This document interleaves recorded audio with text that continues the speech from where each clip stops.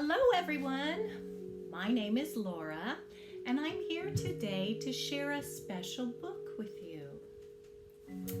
The book I share was one that I loved when I was a little girl and my children loved when they were little, and I look forward to sharing it with my grandchildren soon. The story is called Inch by Inch, and it's written by Lionni, and it was written a long time ago. You see, it won an award. I love sharing it at this time of year because it's spring, right? And if you pay attention, you see a lot of little caterpillars and little inchworms moving around outside, and lots of birds. It's spring. So I want to share this book with you today. Inch by Inch, written by Lionni.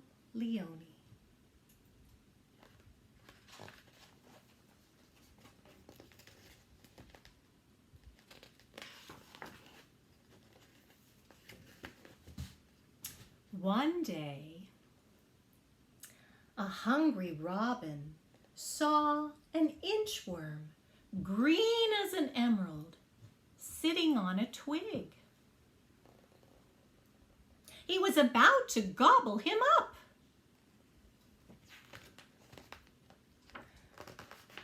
"Oh, don't eat me," said the inchworm.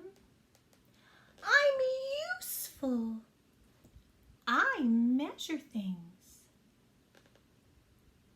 "Is that so?" said the robin.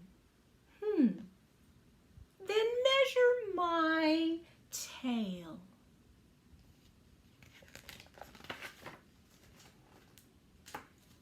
"Oh, that's easy," said the inchworm. And he hopped on the tail. I'm going to use this little gummy worm to show you. And he measured. 1, 2, 3, 4. "Your tail is 4 inches long." "Just think," said the robin, "my tail is 4 inches long." And with the inchworm on his back, he flew off to find other birds that needed measuring. Do you know what kind of bird this is? This is a flamingo. And the inchworm measured the flamingo's neck. It's very long. 1, 2, 3, 4, 5, 6, 7, 8, 9, 10, 11, 12, 13, 14. Wow, your neck is 14 inches long. And then he measured the toucan's beak. 1, 2, 3, 4. Your beak is 4 inches long. And then he measured the legs of a heron. 1, 2, 3, 4, 5, 6, 7. Your legs are 7 inches long. And then he measured the tail of a pheasant. 1, 2, 3, 4, 5, 6, 7, 8. Your tail is 8 inches long. And then he measured the whole hummingbird. Hummingbirds are very small. 1, 2. You are 2 inches long. And then one morning, the nightingale met the inchworm. There they are looking at each other. And the nightingale said to the inchworm, "Measure my song." What? Measure your song? I measure things, not songs.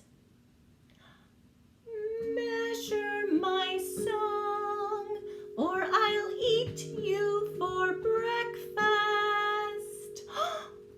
Oh no, the inchworm did not want to be eaten for breakfast. And then the inchworm was very smart. So he said, "Okay, I'll try. Go ahead and sing." So the nightingale began to sing. Sang away. Measure my song, measure my song. La la la la, la la la la la la. And as he sang, the inchworm measured and measured and measured and measured. Inch by inch he measured until he was out of sight. There he is. He got away from the nightingale. The end. Inch by Inch by Lionni. Isn't that such a fun story? All the little ways, all the things that the inchworm measured in the story. It was really challenging for me to move the inchworm across the page, but I think you got the idea that the inchworm was measuring things by the length of his body, moving along the things, all the way along them to measure. Some things were very easy to measure, right? And in the book, we saw that the inchworm measured the length of the flamingo's neck, right? So if you have an inchworm at home, or something like a gummy worm, the gummy worms make this story so much fun. You can try measuring your own neck with the gummy worm. My neck is 2 inches, 2 gummy worms long. What else did he measure in this story? Let's see. He measured the toucan's beak, remember? So if you have a gummy worm at home, you can try measuring your own beak. Oh, you don't have a beak? How about a nose? It's close. Try measuring your nose. And my nose is not even 1 gummy worm. It's about half a gummy worm long. Remember, he also measured the tail of the robin.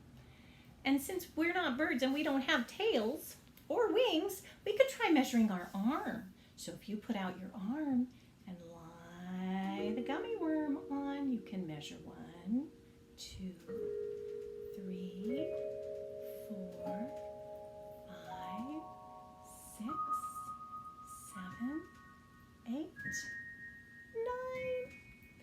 However long it is how long it is. So I think we can learn a really neat lesson from the gummy worm from this story. Some things are very easy to measure. Those things that we can see, we can measure, right? And some things are hard to measure because we can't see them, like the nightingale's song. But remember that the inchworm was so smart that he figured out a way to measure that song. And I think we can use the idea of gummy worms to measure things, to explain things that are hard to measure, like our feelings. Sometimes our feelings are very hard to talk about because we can't measure them. We can't see them. They're inside of us. And so if you imagine having a cup full of 10 gummy worms, I have 10 gummy worms in this cup. If you could think about one gummy worm, or 2, or 3, or 4, or 5, or 6, or 7, or 8, or 9, or 10 gummy worms, and think, how big is your feeling? Let's think about different feelings we have. They're very normal. All of these feelings we all have. Sadness sometimes. We all feel happiness sometimes. We all feel worry sometimes. We all feel anger sometimes. And it helps us if we can learn to express our feelings, learn to tell people about our feelings so that they can help us. And one way is by being able to tell how big that feeling is. So imagine that you have 10 gummy worms. How big is your feeling?